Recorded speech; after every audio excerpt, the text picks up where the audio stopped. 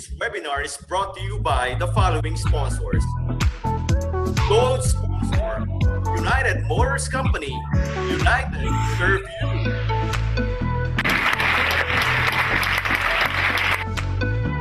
Silver sponsor, the things you can see. Bronze sponsor, economical cloud ERP when you need to reach the top. Bronze sponsor, Timeline Express Cargo. You send love, we deliver.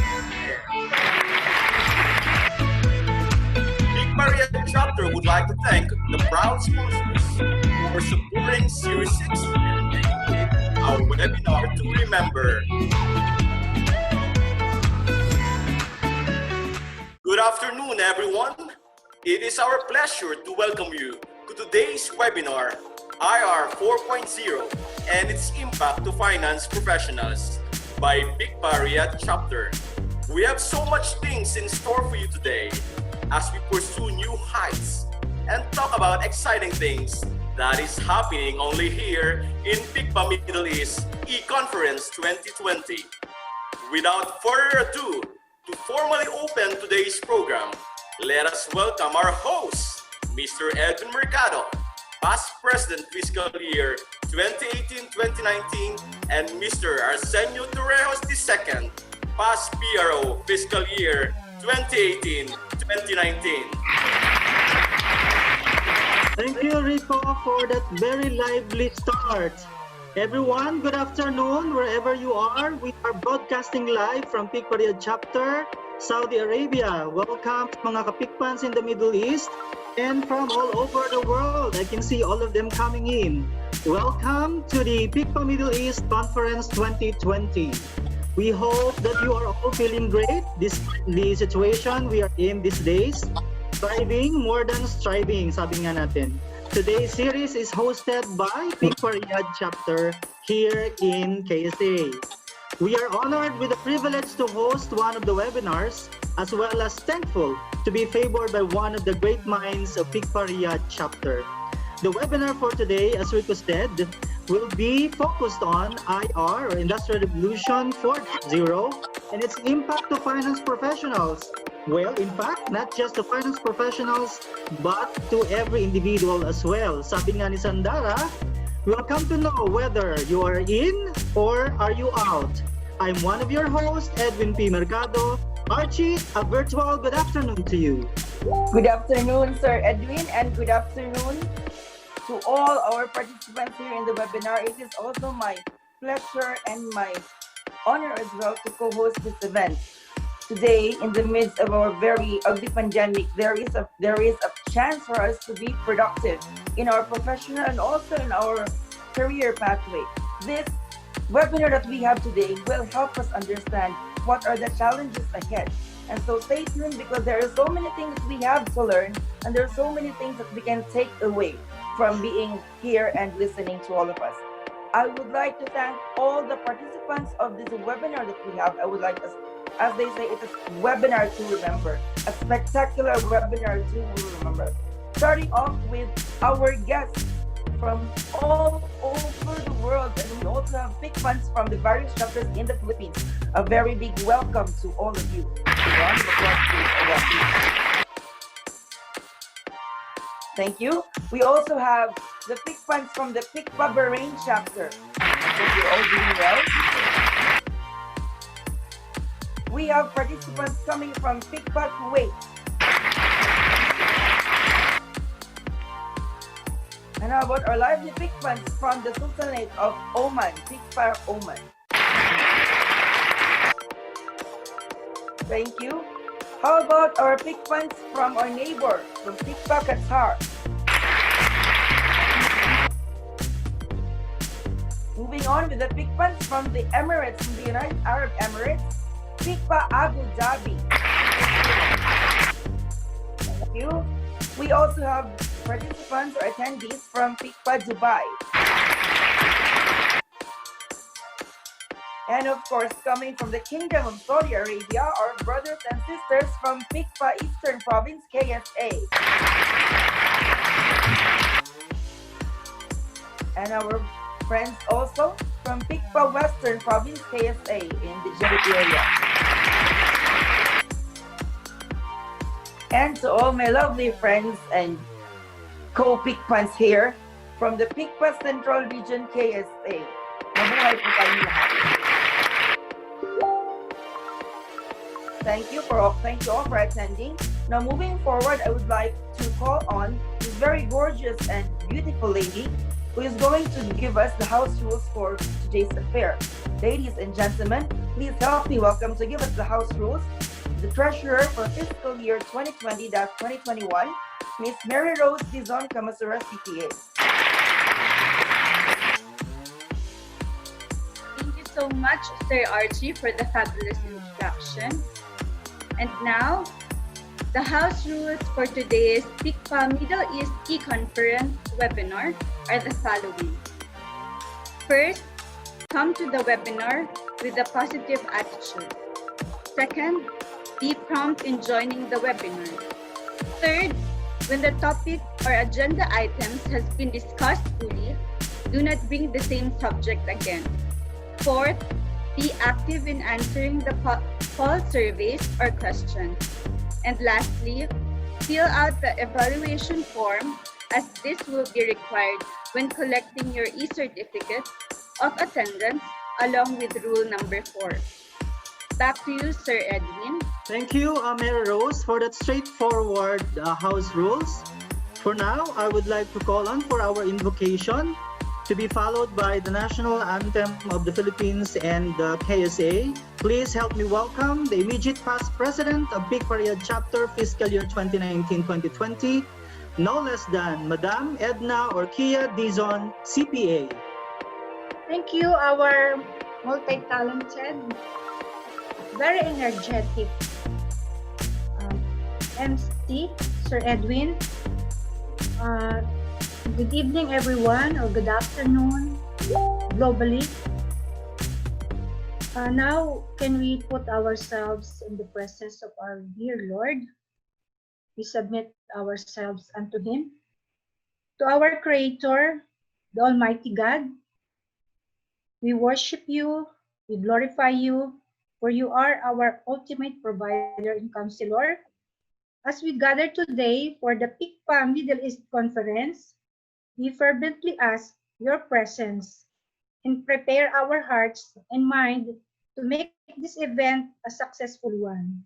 We acknowledge that with Your presence, we will able to have an organized and effective activities.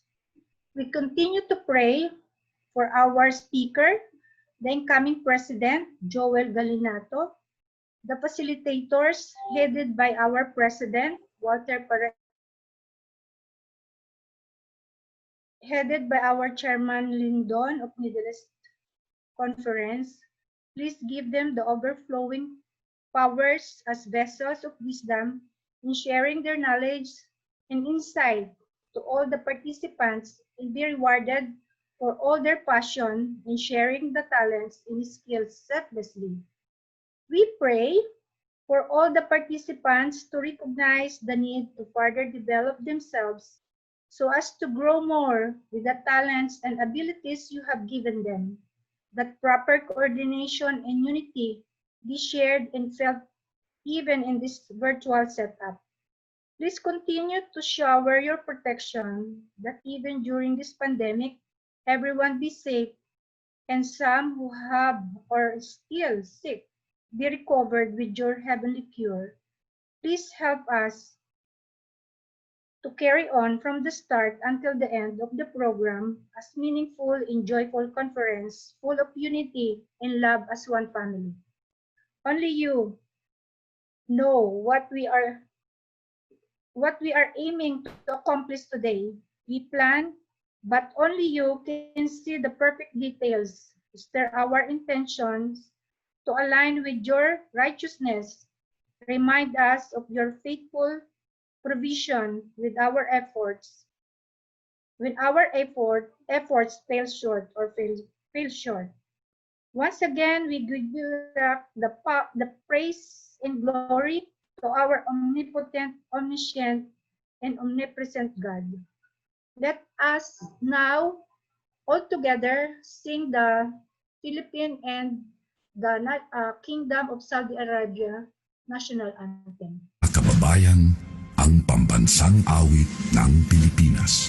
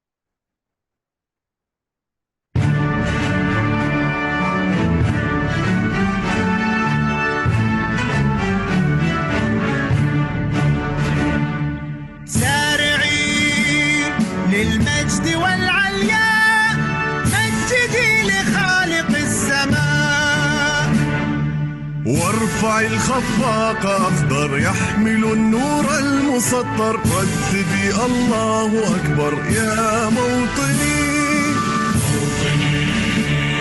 أنت عشت فخر المسلمين عاش الملك للعلم والوطن سارعين للمجد والعليا مجدي لخالق السماء وارفع الخفاق أخضر يحمل النور المسطر رددي الله أكبر يا موطني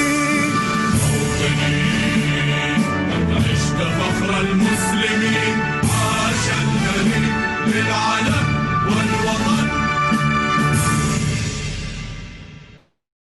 Thank you, Ma'am Edna, for that faithful invocation that we just had. May I request everyone to please be ready, please be seated, and please be disposed, or else we are going to start the webinar. Before moving on, we have some poll questions to assess how you're feeling right now. We have general poll question number 1. How are you feeling right now? Are you feeling sad or happy, excited, or inspired? So please flag your answer and we will see the general consensus of how everyone is feeling globally. Your time starts now. Okay. I do hope that everyone is feeling inspired or excited, any of these happy feelings that we have, because we have so many things to learn today. Do we have the results, Miss Moderator? Oh, we have a mixed and eclectic, a variety of feelings that we have. But generally, everyone is feeling excited. Almost half of us are feeling excited. Well, I'm sure your excitement is in for a store. Right, Sir Edwin? We also have question number 2, by the way. May I have question number 2, please? General poll question number 2. Here we are. How many webinar series do we have as of now? The one including today. In PICPA Middle East E-Conference 2020. You have the choice of we have 4 or 5 or 6. So please try to think and count how many do we already have. If you have been able to join all of them, then you would perfectly know what the answer is. I'm sure you have learned a lot. Miss Moderator, do we have the results of how everyone is thinking? Many of you got the correct answer. 49% are saying 6. And indeed, this is already the 6th, and we have 6 Middle East conference already. What about you, Sir Edwin? What do you have to say?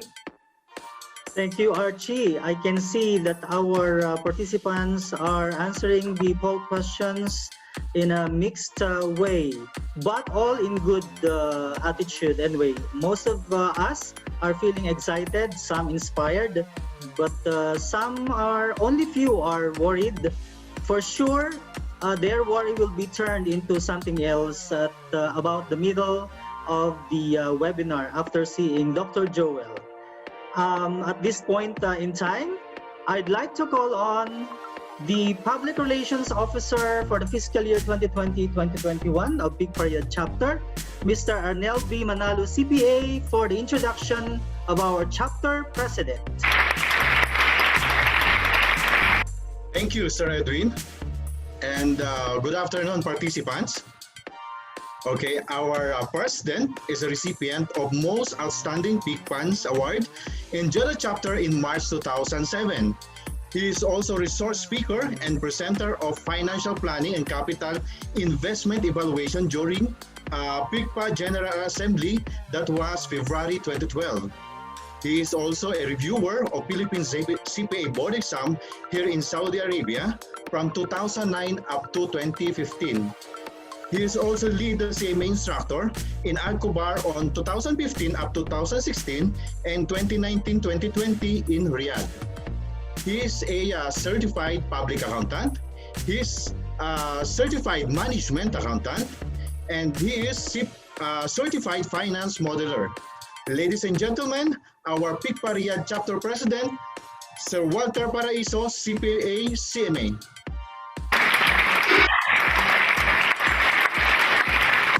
Thank you very much, Sir Arnel, for the brief but detailed introduction. All PICPA Riyadh Board of Advisors in past president, immediate past president, in my mentor, Ms. Idna Orkia Dizon, PICPA Middle East e-conference leaders and organizers, PICPA Middle East chapters president, fellow PICPANs in the entire Middle East chapters, PICPA Riyadh officers and council members, and welcome guests. Have a great day to all. When my name was added in the PICPA Middle East group chat in mid of May 2020, I saw a posting about organizing a joint conference led by Lyndon Magsino. And you know, my abrupt answer at that moment was, this is great. With the challenge that we are facing each day and get into this new normal, we have to equip ourselves. And my fellow PICPANs, we have to stay competitive. And still, I have the same remarks in today's defining moment.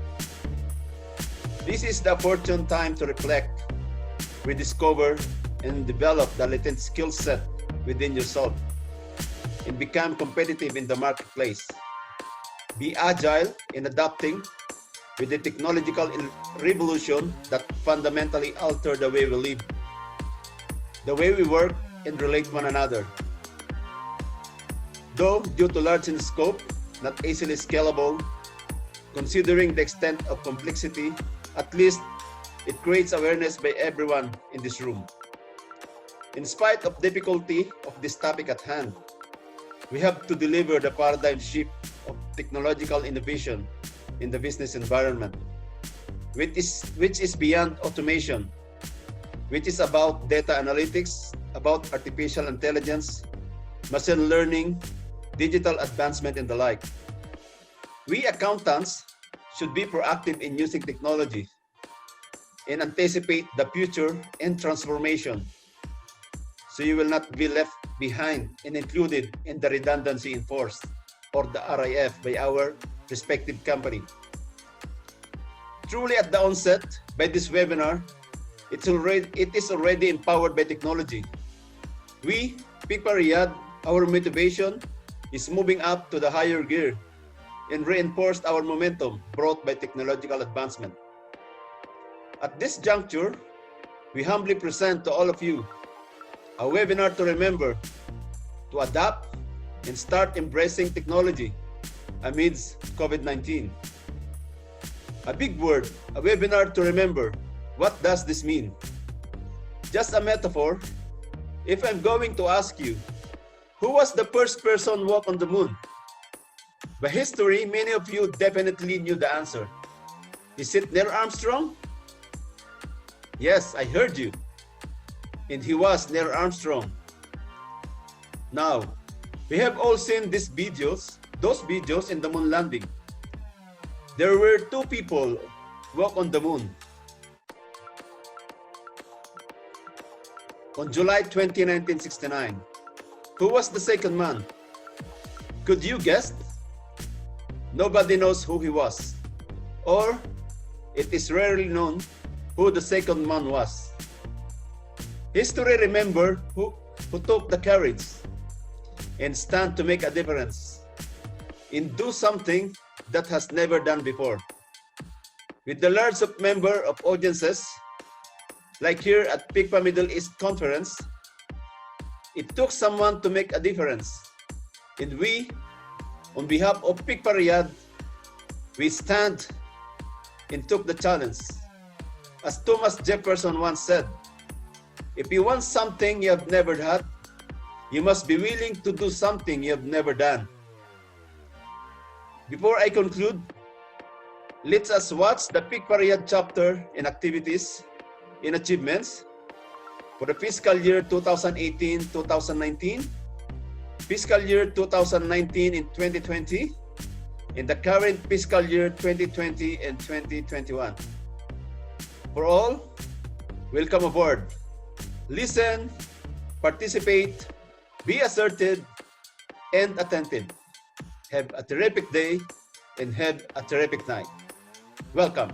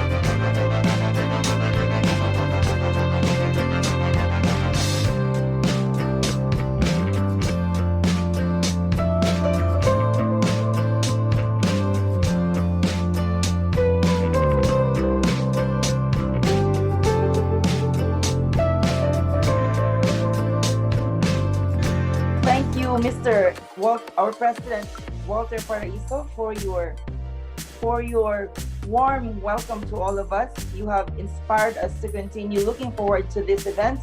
And I would also like to notice that we have the wonderful red carpet roll for our president and the video. And looking back at the video, we see it's being very nostalgic, and that PICPA is not only a responsibility, and it's an honor and a gift to give back to our community. Now we have Sir Edwin to give us the general poll questions. Shoot, Sir Edwin. Right, I must say na doon sa videos na napanood natin, Archie, masasabi natin na ang PICPA Riyadh chapter ay hindi lang pang akademya, pang sports at pang kawang gawa pa. Sabi nga nila, a chapter with a heart, which is relevant not just to the country, to the world, or the universe rather. Okay, let's move on. We'd like to apologize for some glitches a while. Moving on to our general poll questions, number 3. Which PICPA chapter is now presenting series number 6? You have a choice between PICPA Eastern Province KSA, is it PICPA Riyadh KSA, or is it PICPA Jeddah KSA? You may now choose your answer. And 98% got it correct. It's PICPA Riyadh chapter. For our poll question number 4. Parang may echo. Who will be the speaker of today's webinar? Are you ready? Who will be the speaker of today's webinar? Is it first Dr. Jonas B. Galinato, CPA, CMA? Or is it Dr. Joel G. Galinato, CPA, CMA? Parang pare-parehas lang ha. Or is it Dr. Jeremy G. Galinato, CPA, CMA? Careful with your answer. And the winner is 94% got it correct. It's Dr. Joel G. Galinato, CPA, CMA. Thank you, Sir Edwin. That was a wonderful session for our poll questions, and you see that our webinar attendees are really attentive and into the vibe, because most, if not all of them, are able to get it correctly. Now, we move on to the meat and substance of today's webinar. I would like to call on the person who is going to introduce our guest speaker. Ladies and gentlemen and fellow PICPANs, please help me welcome the Chairman on Professional Development for fiscal year 2020-2021, Mr. Rico de los Reyes, CPA. A round of applause, please. Thank you, Sir Archie. Hello, everyone. I am excited to be here with you. Excited about the conversation we get to have today. We have one amazing speaker, and whenever I say amazing, I mean it. I know the speaker personally, and I have witnessed how he pursued new heights in his career and higher studies. What's special about the speaker is that he is an expert on the topic he will be giving us today, which is IR 4.0 and its impact to finance professionals. Our speaker holds a Doctor of Philosophy in Business Management, a certified public accountant, a certified management accountant, and has more than 18 years of experience. Currently, he is the Group Finance Manager of United Motors Company, an exclusive distributor of Fiat Chrysler Automobile in Saudi Arabia. Our speaker, take note, was once invited as a lecturer in IMI Brown Bag in Las Vegas in June 2016. As we listen to his talk, he will share tips on what are the critical skills required for finance professionals to match the jobs in the future and how you will stay on top of your game. Ladies and gentlemen, please give a massive round of applause to our speaker, Dr. Joel Galinato.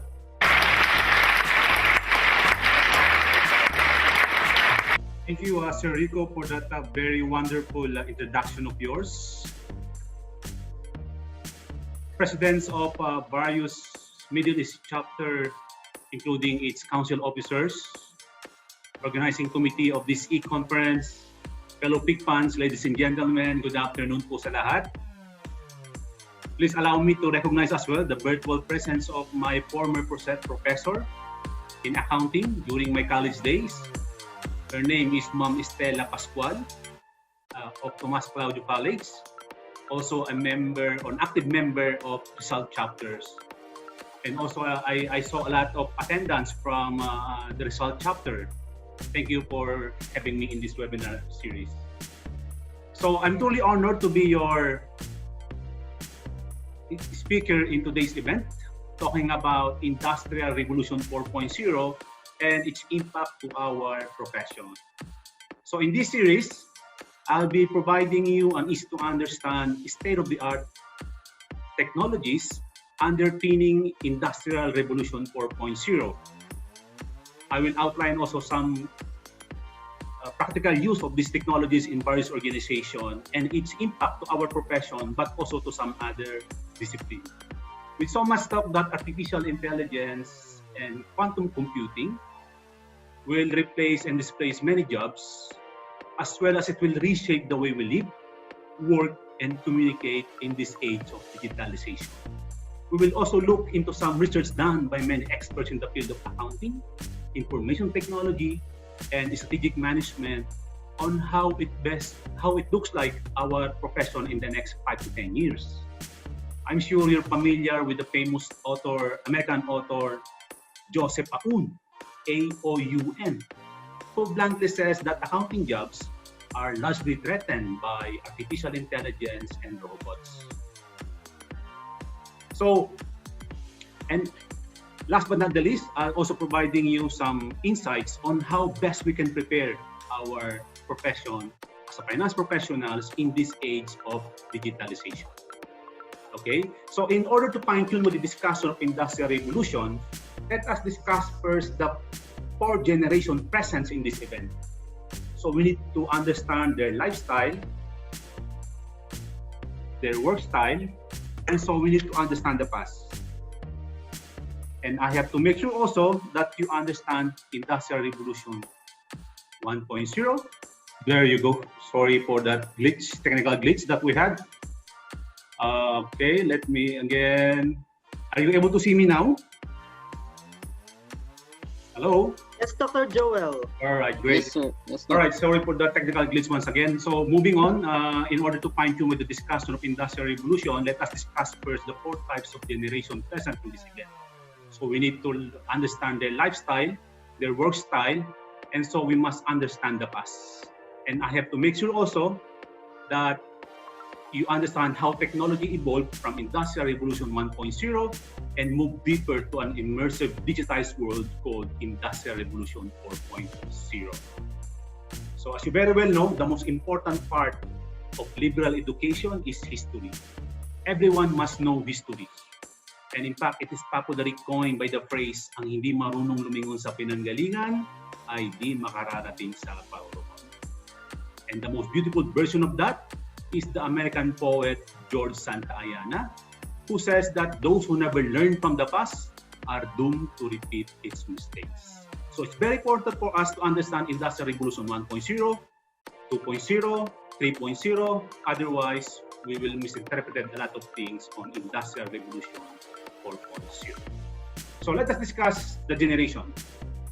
So the first generation are those who born between 1946 up to 1964, or the so-called baby boomers. Now, why they called baby boomers? I know you know this. When the soldiers came back after a long war, they start producing babies. So there is a population during those years. So the next generation is the Generation X, or the MTV generation. Why they have been called Generation X? Because they are the people who wants to explore human strengths and weaknesses and wants to live independently. So these are the people who never experienced internet and social media during their early years of lives. So pagbigyan nyo na kung masyadong active sa Facebook. Okay? So Generation Y, or famously known as millennials, those who born between 1981 up to 1996 are the so-called millennials. They have been called millennials because they are on top of the year 2000, which started the technological revolution. and perceived to be familiar with digital technologies and electronics. Now, the next generation are the Generation Z or Centennials. They have been labeled as Z or Zoomers because they are largely dependent on the internet and social media. So, as you notice, that the working population under Industrial Revolution 4.0 will be dominated by Generation Y or Millennials and Generation Z. Okay, and I belongs to my linya, as they said. And then some of our baby boomers participants, they said, although I'm a baby boom, I'm a Generation X. And some of our participants, baby boomers, they said they should not label as baby boomers. We should call them millionaires, because they accumulate so much wealth after being of all the hard works that have been done in this in their profession. Okay, so let me just touch point on the misconception about millennials. They're saying that millennials are the people who are from the planet Mars, and we are the people from planet Earth. Because they're saying that millennials are hard to motivate. They always look for constant and instant gratification. They have a short attention span, etc., etc. I think that's only an overreaction on the part of some of us. Millennials are the people mostly rooted to a self-fulfillment that's self-fulfillment that not seeing that has an impact to the society, but also seeing that the fulfillment has an impact not only to what they do, but also to the environment that they have been working with. So that is it's easy to jump to conclusion that millennials are the people that is really hard to motivate and to manage. That I think is pure pigment to the imagination of some of us. Okay, so to lighten up our discussion, let me ask you this question: what do you think is one of the most biggest fear of millennials and centennials in this age of digitalization? Anybody? Is when they lost their internet or Wi-Fi connection. But that's just a sidebar of our discussion under Industrial Revolution 4.0. But regardless of your generation, the generation that we'll be talking about today is the generation of this e-conference, gathering all together and enriching our professional awareness. Okay, so these slides I just want to put into your perspective because it is highly relevant in the last 3 series that we've discussed, and we'll learn so much about global business strategies, including the framework of strategic planning, and also the finance bound, which give us various bright prospects when we go back home. And recently, the tax regulations on updates, which give us some insights on the train law. So sooner or later, when we go back home and pinag-iisipan na kung ano magagawa, what are the plans, we can explore various opportunities, not only in the Philippines, but also to some neighboring countries like in Asia. So you will notice that the Asian century will continue for a long time. And this Asian century is a three-cornered competition among 3 giants. These are China, India, and the ASEAN Economic Community, or better known as CIA. Now, let's focus on ASEAN Economic Community. As you very well know, ASEAN Economic Community is comprises of 10 countries, and it is dominated significantly by 3 emerging economies, which is BIP. Easy to remember: Vietnam, Indonesia, and the Philippines. Now, let's focus on the Philippines. And I think, as you very well know, Philippines is so exceptional among these 3 emerging economies because of this. We have endowed by human resources capital because of our working population. In fact, majority of our working population nowadays are millennials and centennials. And see, the dependent, our aging dependent is just 3.5 compared to our neighboring countries like Japan. That I just came to know that in Japan, there were more than 4 million Japanese whose age is 100 years old plus, compared to the Philippines, which we have only almost 300,000. So that is basically the comparative. And one thing that you should be proud of the Philippines has been represented in this slide.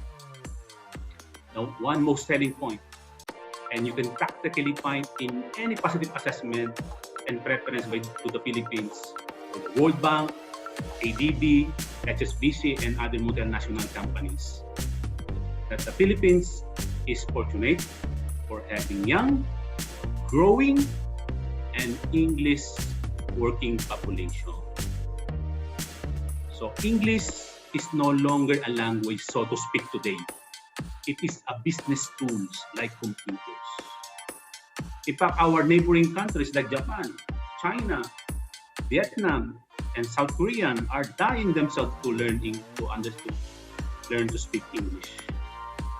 So that's basically the advantage of the Philippines as compared to our neighboring countries. Okay, this leads us to launch the first equal question. Back to you, Sir Edwin. Thank you, Dr. Joel. Makikita naman natin, 5 slides pa lang, parang papuno na yung brain ko. Okay, pero dapat empty pa, marami pang ilalaman si Dr. Joel.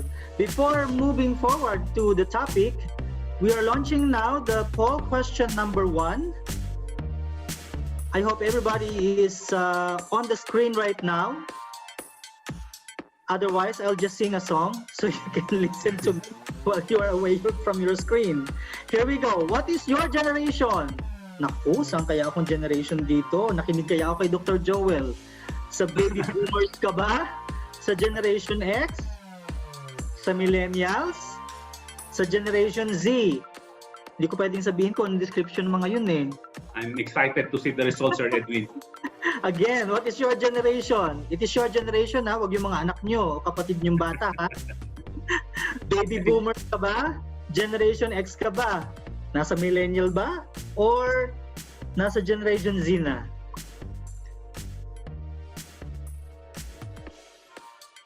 Choose your answer honestly. Wow. Okay, so what do we have? Most of us are millennials. Isinama yung sarili. Sorry, doctor. Doon pala ako sa Generation X. Wag naman sa baby boomers. Baby boomers, meron tayong 10%. Generation X, 41%. Majority ay millennials at 46%. And ang babata ng mga to, Generation Z at 4%. Back to you, Dr. Joel. Thank you, Sir Edwin. That's as expected. We will be outnumbered by millennials. Huh? So majority of our attendees are millennials. That's great. So, by the way, if you have questions that comes to your mind with all my talkativeness, please key in to the Q&A panel, and I will try my best to answer them later on at the end of this presentation. Okay, moving on. Let's discuss now the Industrial Revolution. Okay.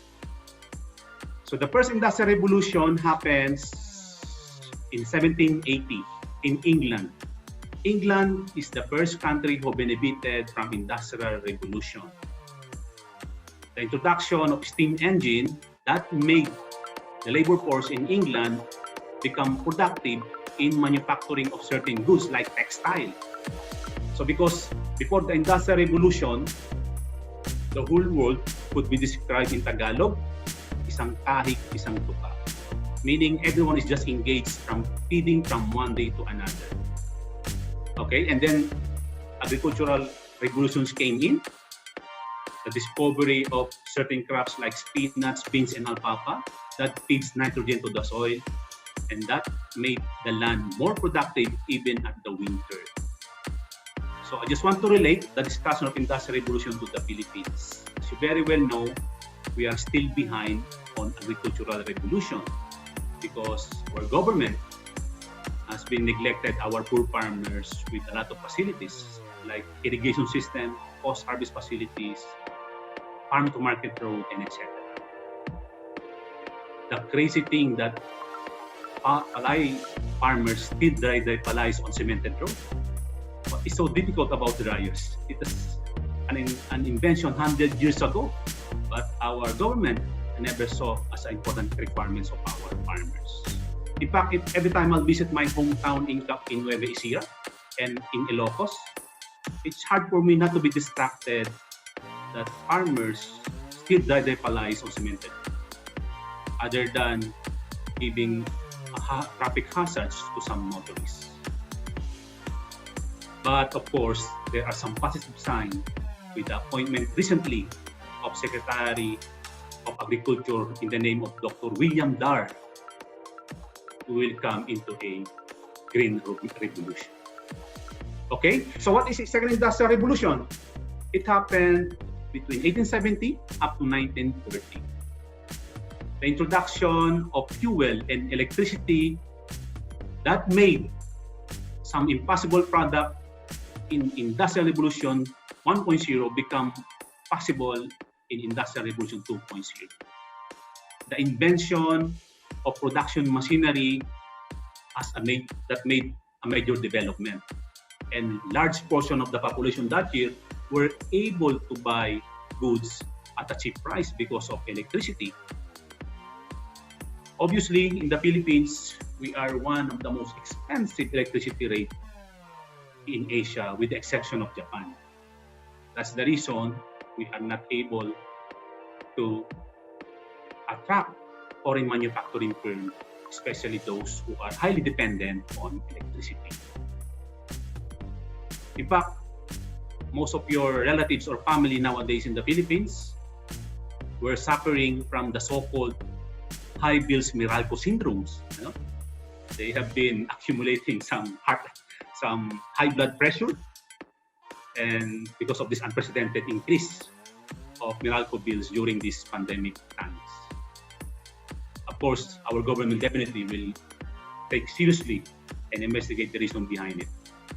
Okay, so what is Industrial Revolution 3.0?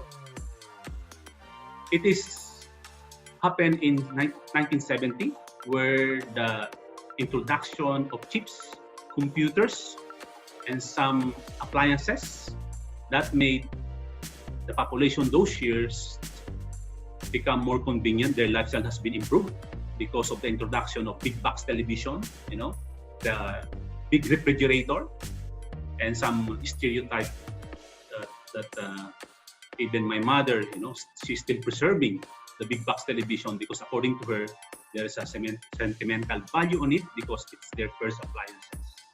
Well, I can understand that because we Filipinos are good in accumulating junk.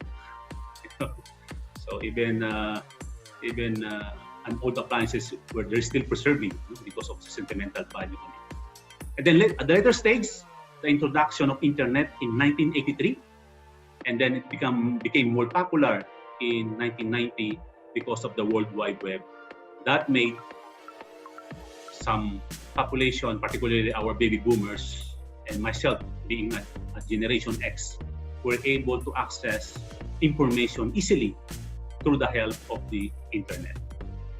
Okay, well, as you very well know, once again, I've been back to the Philippines.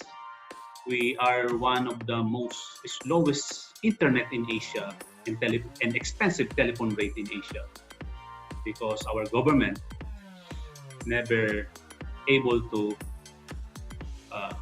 liberalize the foreign direct investment because we're still living into a oligarch, view competition.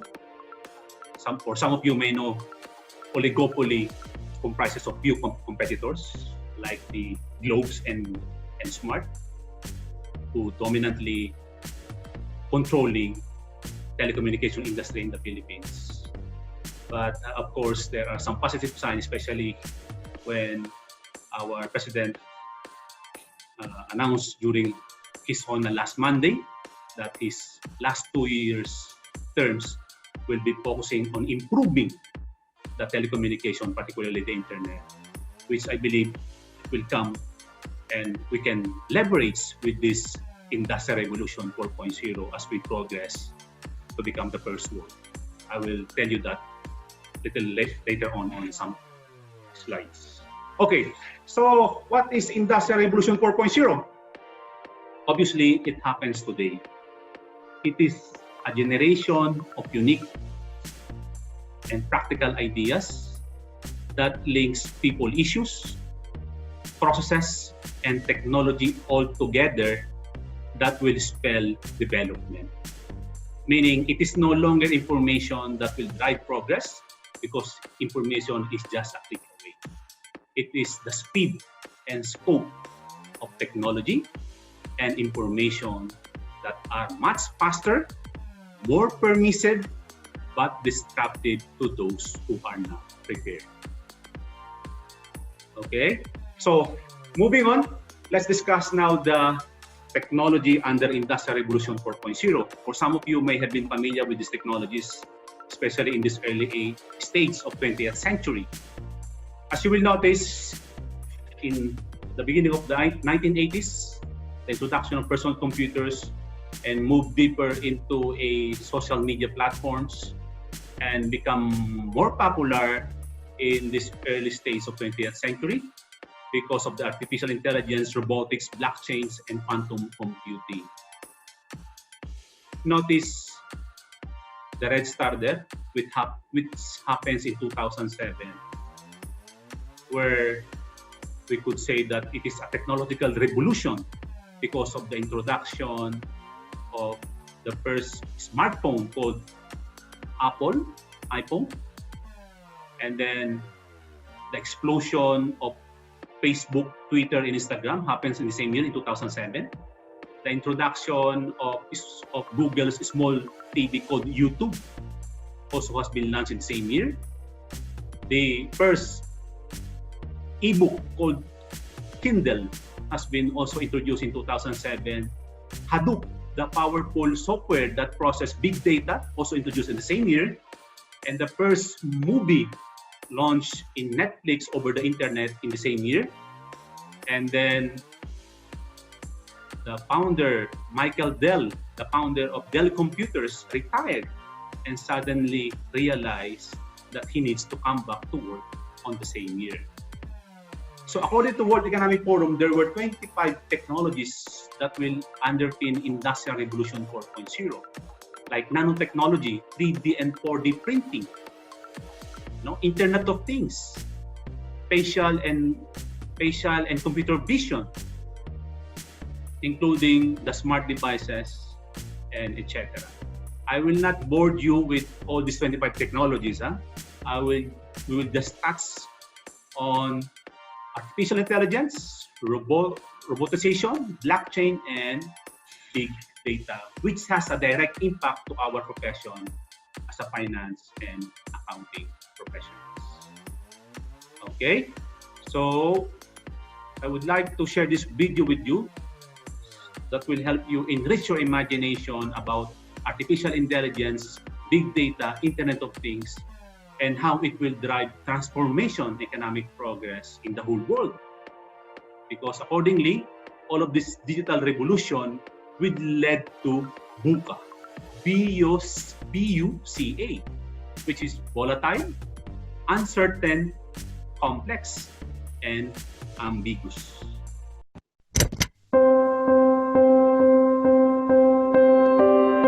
When everything becomes linked with everything else, matter becomes mind, and the possibilities become endless.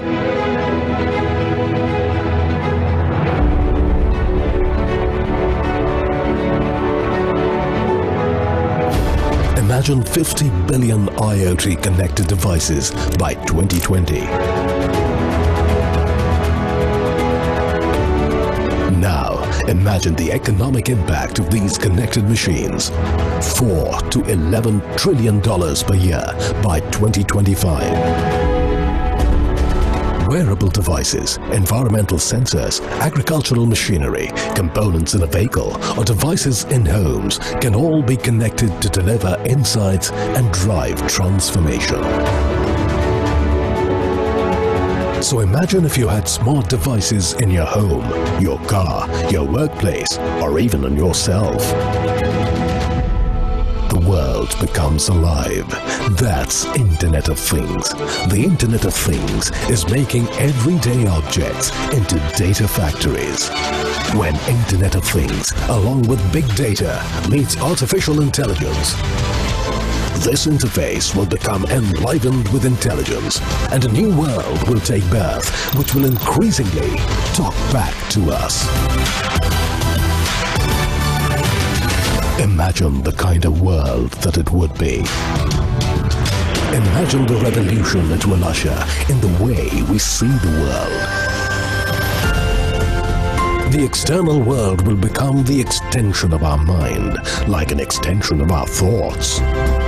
Imagine a world that is responsive, a world that is optimized for human creativity, a world that is intelligent.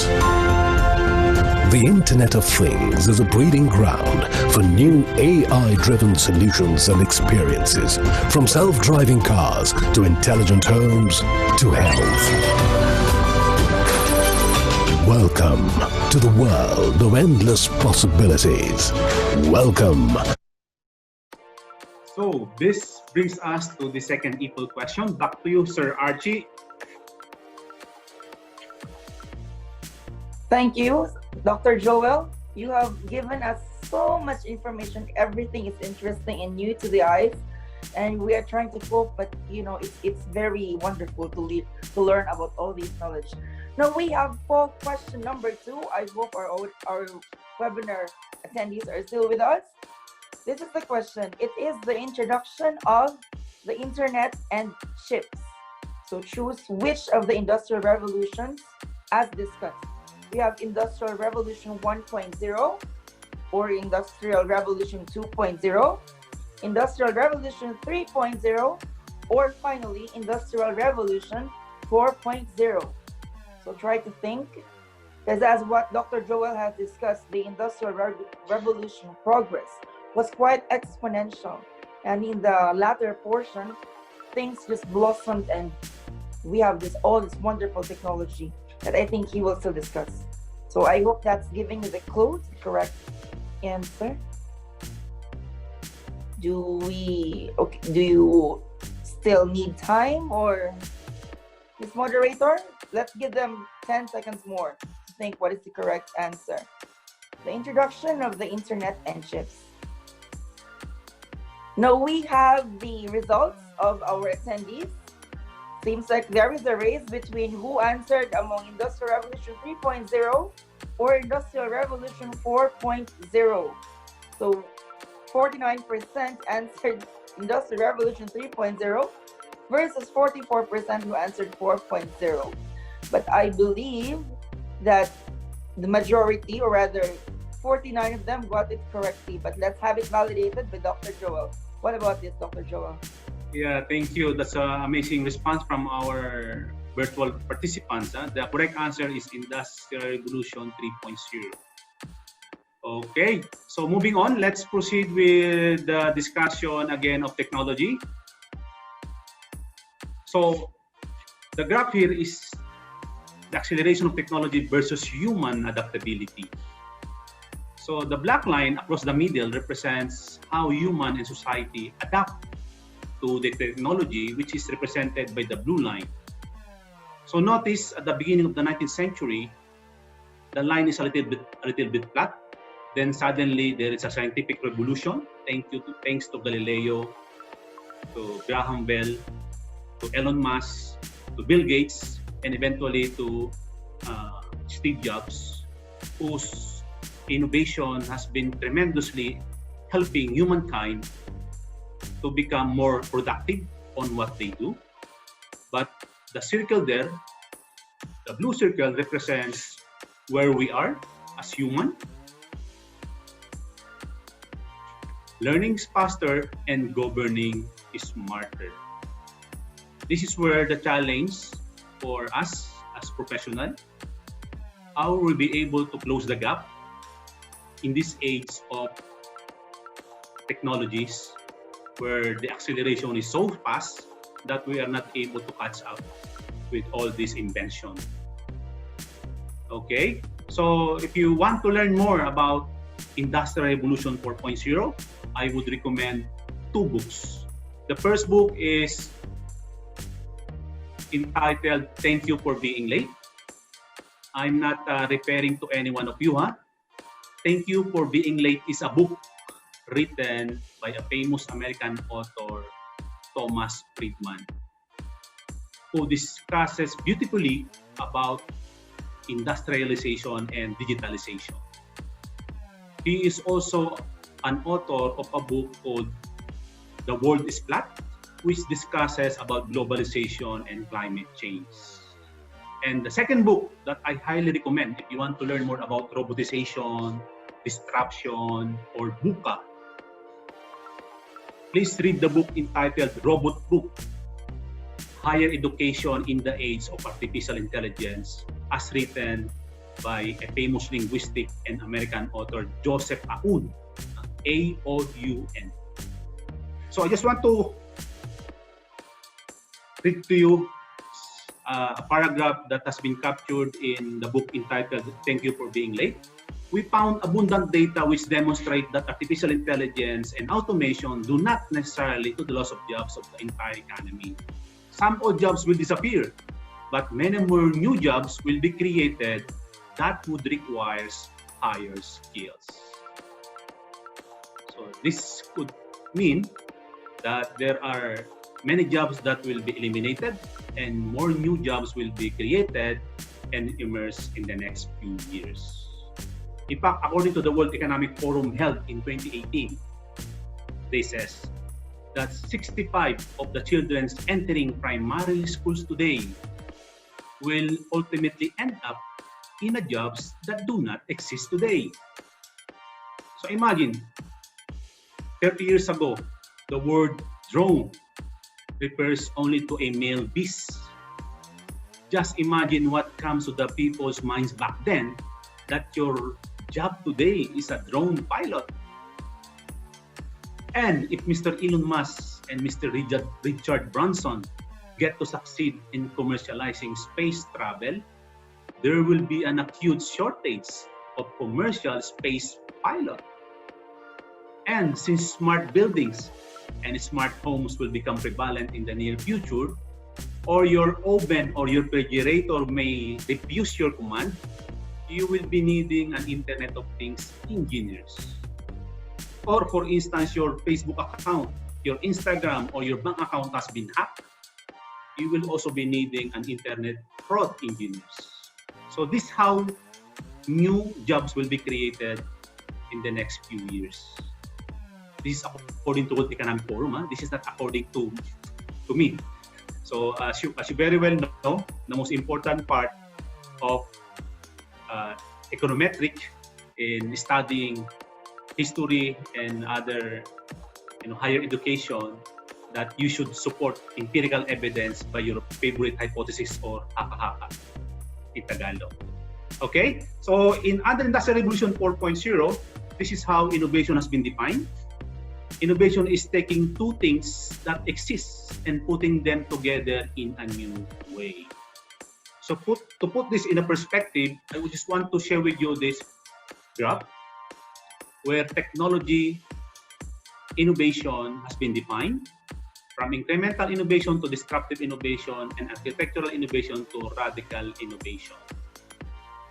So innovation is no longer defined as a creative thoughts or imagination or invention of devices, but it is now evolving to a higher description on how innovation has been disrupted humankind.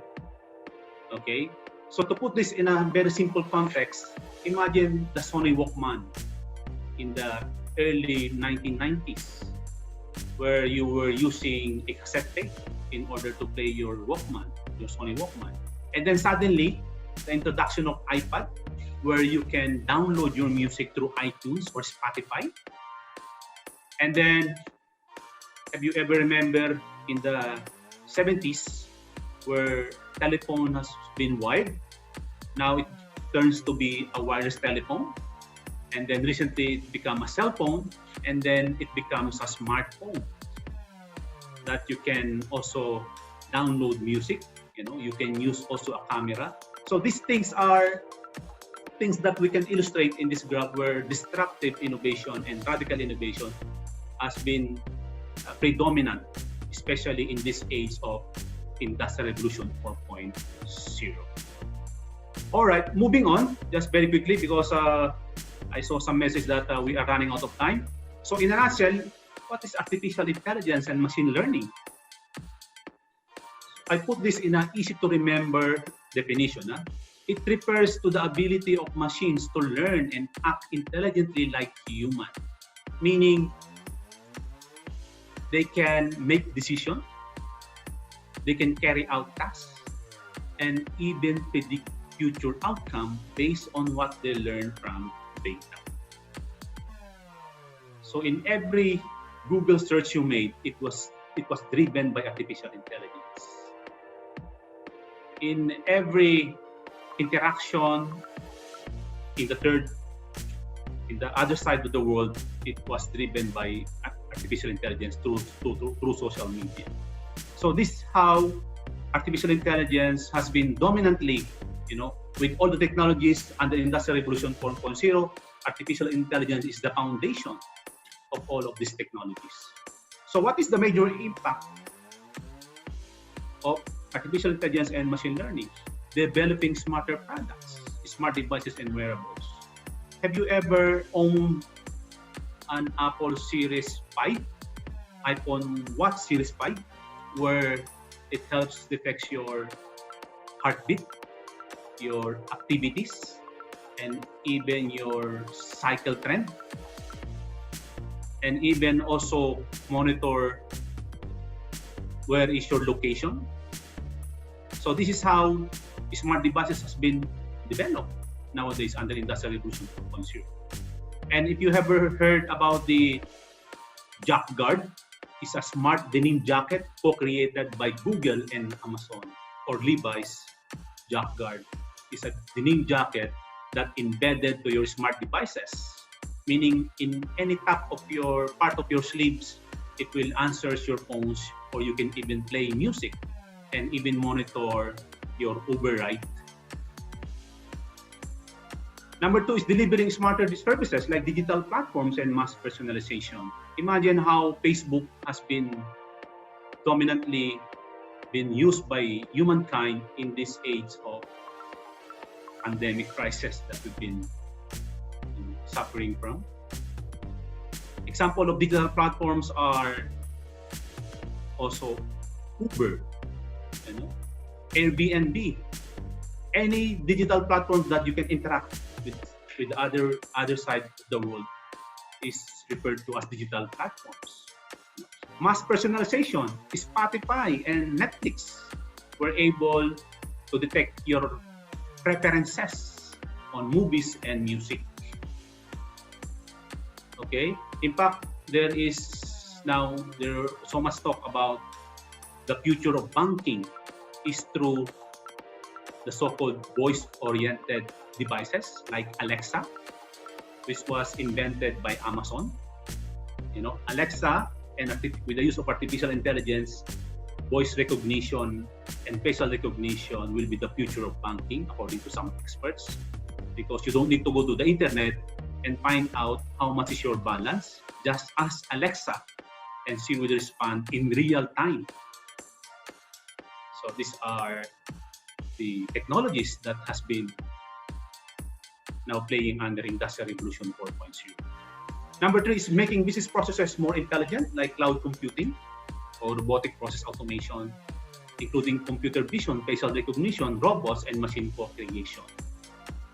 I just want to touch base on this discussion because when the work from home mandates were implemented in response to global pandemic, business leaders of various organizations were able to pivot and embrace the cloud technology like ASAP, Oracle, and other ERP that has been dominantly used by many organizations nowadays in order for them to continue operating their business. In the Philippines, we have our own ERP, cloud ERP called Economical, owned by our fellow PIC fan, Mr. Ted Drulyuki, who also happened the sponsor of this webinar event. Okay, so how to prepare for this trend and what are the key challenges? Well, we discussed this human adaptability on AI and ML technology, shortage in coding and quantitative skills that will develop complex AI systems. So our centennials or even our millennials will be able to adapt and learn the skills of coding and higher level of quantitative skills. We'll discuss this a little bit more. So this slide represents how AI and machine learning beat human skills. Like in 1997, AI beat the world champion Garry Kasparov in a chess competition. In 2011, contestants on general knowledge contest beat by artificial intelligence. In 2018, a professional player on real-time strategy game beat by AI in a very impressive 5-0 victory. In 2019, a complex Chinese mahjong game beat a human contestant. And in also 2019, AI solved 1.2 seconds Rubik's Cube puzzle, 2 seconds faster more than the current world record holder. And then up to recently, AI is now invading doctor profession in this by detecting some range of diseases, including cancers and conditions. And up to recently, Chinese company called Impervisions were able to detect breast cancer 5 years in advance. So I'm showing this information not to depress every one of us here, but to tell you how AI capable of invading human skills. Okay, so these slides, I want you to spot the difference. Where in 2005, crowd were waiting for Pope Benedict II, who won the election in 2005, against in 2013, were crowd waiting for the Pope Francis to came out as he won the election in 2013 in Vatican. So imagine in the span of 8 years, how smart devices has been created, invented, and evolved. In fact, according to Frost and Sullivan 2019 research, they says that the number of smart devices connected to the internet is projected to grow beyond 50 billion by 2021. That will be next year. Today, the devices that connected to the internet is only 28 billion. It's almost double by next year.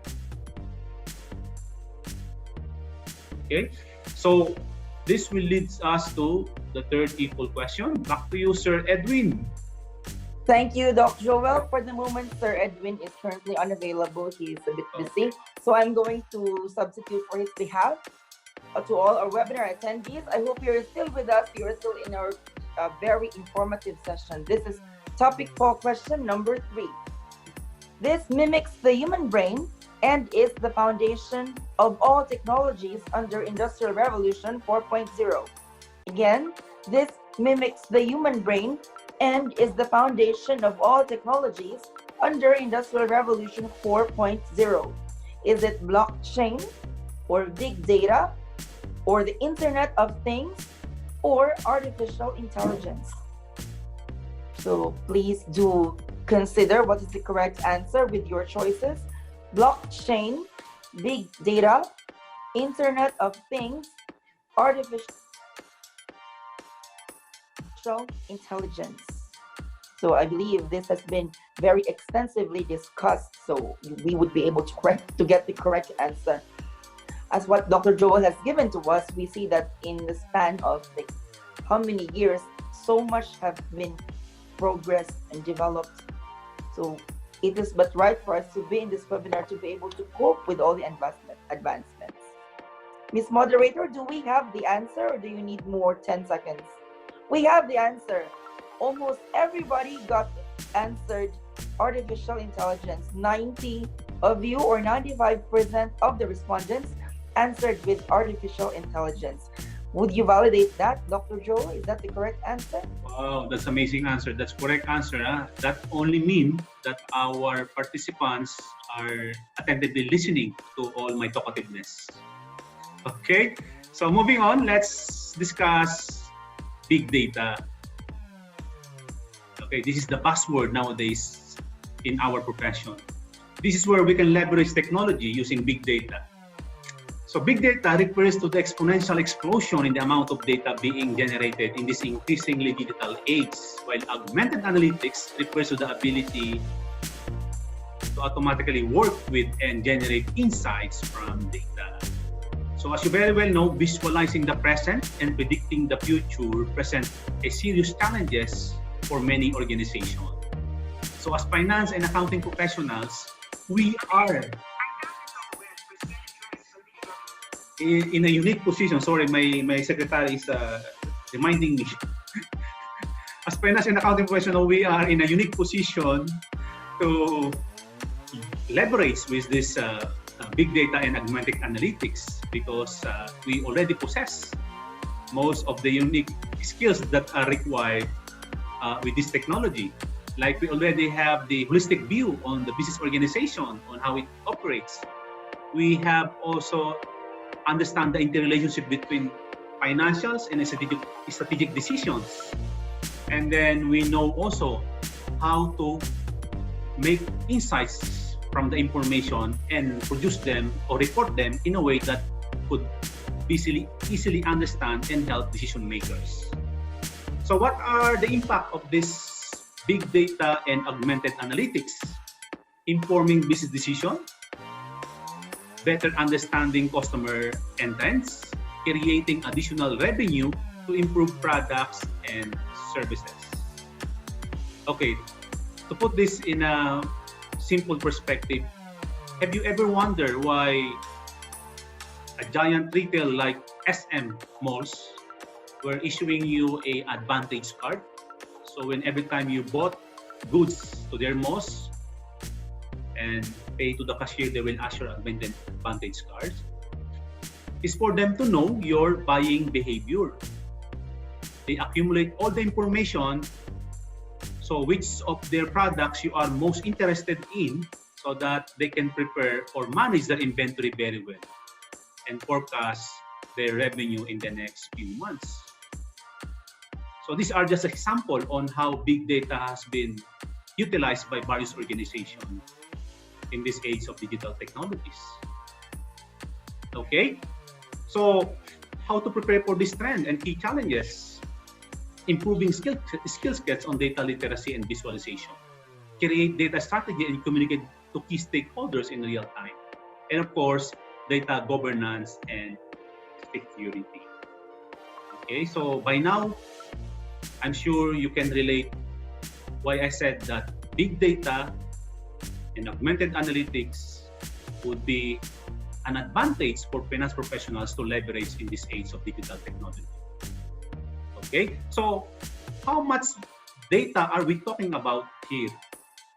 We are no longer talking about terabytes or gigabytes. We are now talking about yottabytes, which is approximately 1,000 zettabytes. We are now talking about exabytes, which is roughly 1,000 petabytes. So to put this in a perspective, imagine if you want to store 175 yottabytes in a DVD, you will be accumulating a stack of DVD that could even encircle the whole earth by 10 times because of the volume, velocity, variety, and veracity of information that has been captured by all these devices that we're using nowadays in this Industrial Revolution 4.0. Okay, so I have here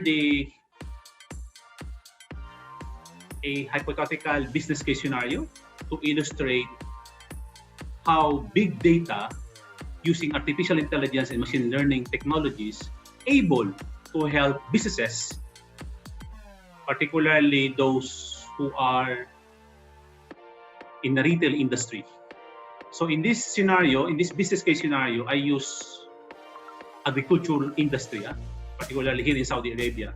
For those who are not aware that in Saudi Arabia, the national fruits of Saudi Arabia is dates. And for some of you may know and familiar, especially in Saudi Arabia, there were 200 variety of dates and 30,000 or 30 million palm trees. And it accounts by 15% of the world production. So the scenario here is that the farmers wants to know which of the 200 variety of their dates were prone to insect attack. How to mitigate those attacks, especially during the summer season. So to help the farmers, they will be using the technology big data, using artificial intelligence and machine learning. And big data is categorized into two: structured and unstructured. Structured data is in the form of raw and columns, like in a spreadsheet report, while unstructured could be in the form of pictures and text. Okay, and then it goes to the process of big data phase. The first phase was data profiling or data fragmentation, and then the second phase is data validation or data modeling, and then the third phase is the so-called data deployment or data utilization. That gives farmers a predicted results that among the 200 variety of dates, the most prone to insect attack is Sahidi, Sukari, and Mitsu in a numerical order. So the farmers will be able to mitigate the risk of insect attack, especially in these three varieties of dates. Okay, so I always repeat this, that accountants are always at the forefront of this technology because we have all these skills required to leverage with this technology, which is represented in these slides. So this illustration shows how data analytics and business patterns work.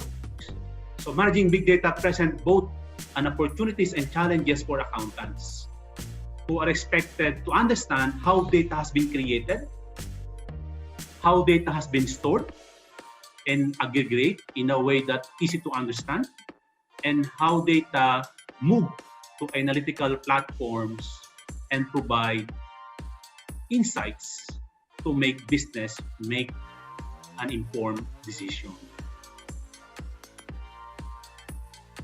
So you see, this is how data analytics has been the central variables of management accountants in the next few years as we elevate our role and skills with this technology.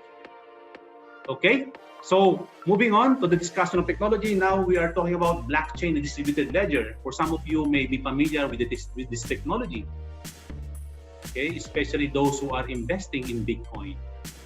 Okay, this is another trend that will impact the future of our professions, which is the blockchain technology. So in a very simple definition, although the definition of blockchain and distributed ledger is quite long, I put it in a easy to understand for our participants. So whenever you heard about blockchain, it easily stick to your memory that blockchain is a highly super secure database. Okay, period. There's also some misconception that blockchain is also a Bitcoin. That is a misconception on some of us, because blockchain is a technology that used by Bitcoin to facilitate how this cryptocurrency utilized in this technology. Okay, so in today's digital age, storing, authenticating, protecting data present serious challenges in various organizations, and blockchain promises a practical solution to that. Okay, so what are the major impacts? Provide secure Yes, we discussed this, promoting traceability, validity, and transactions in the supply chain, cutting out the middleman. This is where, like Uber, Expedia, and Airbnb will be distracted by this technology because by nature they are the middleman. Okay, even our very own Manny Pacquiao unveiled this investment in cryptocurrency called PAC. And for your information, even Libra will be launching their own, Facebook will be launching their own cryptocurrency called Libra. So how Facebook will utilize their platforms to promote cryptocurrencies, Libra. So these are most likely the results of blockchain technology in the next few years. Okay, so how to prepare for this trend? Leveraging and linking to your company strategy. In fact, the Big Four, PwC, Deloitte, KPMG, and Ernst & Young are in the forefront of exploring blockchain technology under Industrial Revolution 4.0 because of the practical solutions that provides to their business engagement, because it lessens the work of their auditors. As you very well know, our auditors spend their time in evaluating and gathering supporting evidence whether the transactions are reliable, realistic, or relevant, objective, and accurate in order for them to assert whether the transactions are in compliance with various regulations. Okay, adoption issue, although blockchain is still premature because it is less regulated, although some countries like Australia and Japan has been utilizing cryptocurrency as their legal tender. Okay, and also our very own Bank Central are also exploring this technology, especially when it comes to cryptocurrency. Okay, so the next video will help you understand how blockchains work, and it's not only limited to cryptocurrency like Litecoin, Ethereum, Ripple, and Bitcoin. It also promises some practical use, particularly in certain industries like insurances and banks.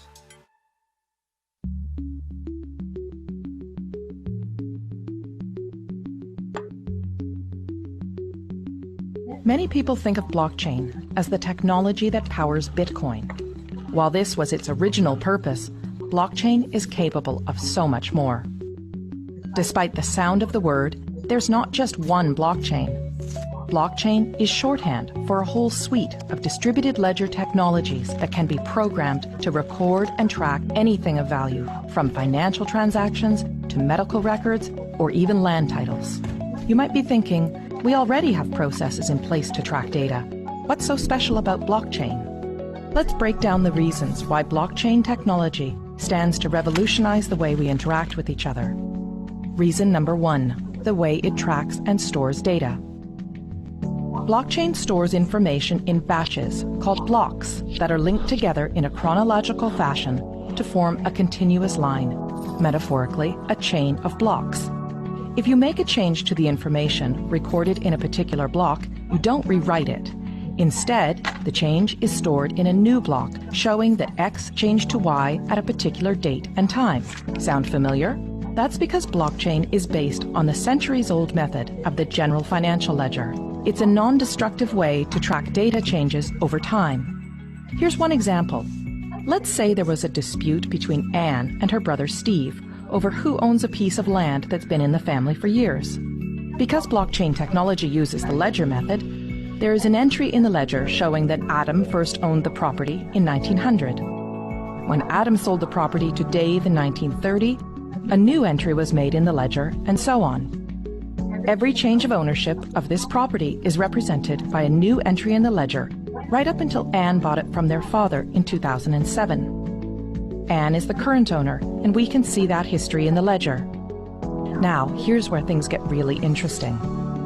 Unlike the age-old ledger method, originally a book, then a database file stored on a single system, Blockchain was designed to be decentralized and distributed across a large network of computers. This decentralizing of information reduces the ability for data tampering and brings us to the second factor that makes blockchain unique. It creates trust in the data. Before a block can be added to the chain, a few things have to happen. First, a cryptographic puzzle must be solved, thus creating the block. The computer that solves the puzzle shares the solution to all of the other computers on the network. This is called proof of work. The network will then verify this proof of work, and if correct, the block will be added to the chain. The combination of these complex math puzzles and verification by many computers ensures that we can trust each and every block on the chain. Because the network does the trust building for us, we now have the opportunity to interact directly with our data in real time. And that brings us to the third reason blockchain technology is such a game changer. No more intermediaries. Currently, when doing business with one another, we don't show the other person our financial or business records. Instead, we rely on trusted intermediaries, such as a bank or lawyer, to view our records and keep that information confidential. These intermediaries build trust between the parties and are able to verify, for example, that, yes, Anne is the rightful owner of this land. This approach limits exposure and risk, but also adds another step to the exchange, which means more time and money spent. If Anne's land title information was stored in a blockchain, she could cut out the middleman, her lawyer, who would ordinarily confirm her information with Steve. As we now know, all blocks added to the chain have been verified to be true and can't be tampered with, so Anne can simply show Steve her land title information secured on the blockchain. Anne would save considerable time and money by cutting out the middleman. This type of trusted peer-to-peer interaction with our data can revolutionize the way we access, verify, and transact with one another. And because blockchain is a type of technology and not a single network, it can be implemented in many different ways. Some blockchains can be completely public and open to everyone to view and access. Others can be closed to a select group of authorized users, such as your company, a group of banks, or government agencies. And there are hybrid public-private blockchains too. In some, those with private access can see all the data, while the public can see only selections.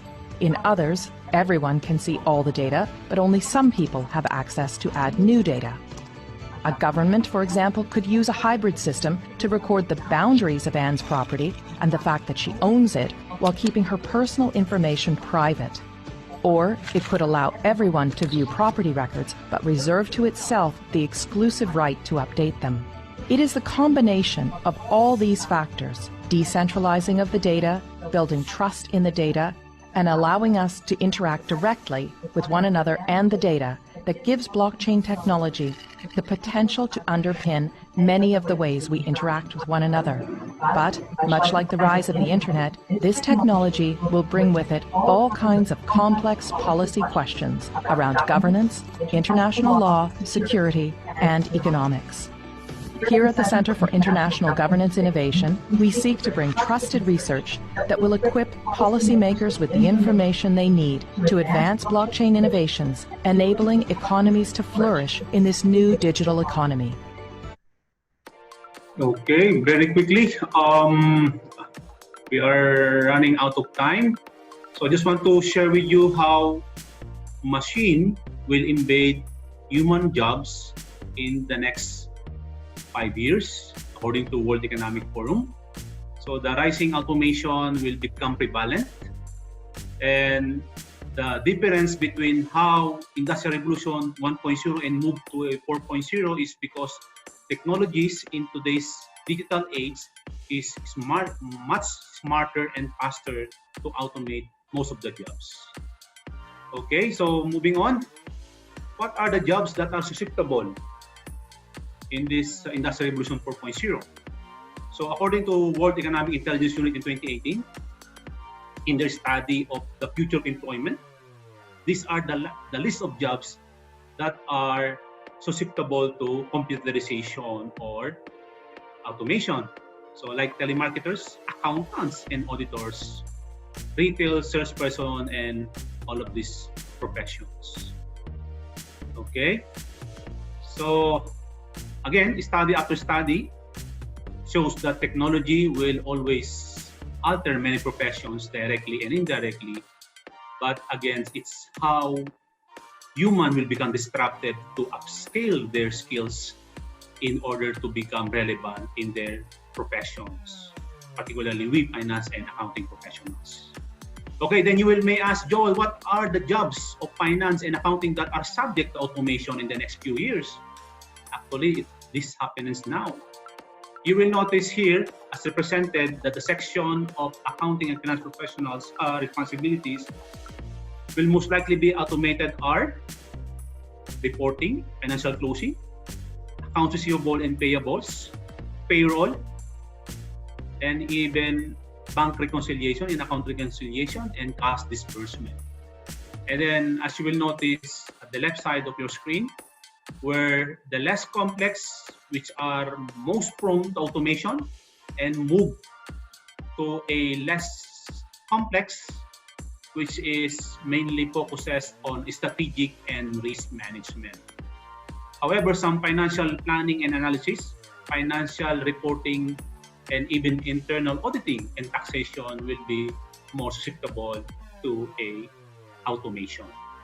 So more or less, this is how it looks like the accounting profession in the near future.